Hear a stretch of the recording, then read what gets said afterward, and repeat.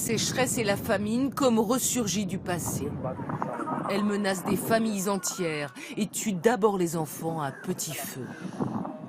Aujourd'hui, 7 pays sont touchés en Afrique de l'Est, mais aussi au Nigeria et au Yémen. Selon l'ONU, 20 millions de personnes sont directement menacées. En Somalie, la situation est critique. Pour la 3e fois en 25 ans, le pays est au bord du gouffre. Ces femmes ont quitté leur campagne brûlée par le soleil pour venir ici, à Mogadiscio. Les Nations Unies parlent d'une tragédie et mettent en garde, il faut éviter que cela ne devienne une catastrophe. Au Soudan du Sud, l'état de famine a été déclaré. Près de la moitié de la population nécessite aujourd'hui une aide d'urgence. Et ce n'est pas la sécheresse, mais la guerre civile qui provoque le déplacement de millions de personnes.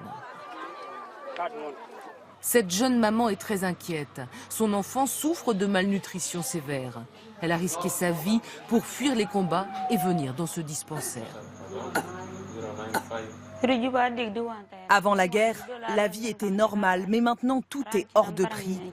On n'a pas les moyens d'acheter de la farine pour manger. Seuls les plus riches le peuvent. Même dans les pays solides économiquement comme le Nigeria, la famine sévit.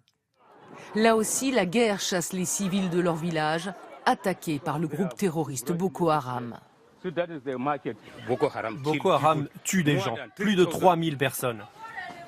Et ils ont brûlé 1 millier de maisons. Nos marchés sont détruits.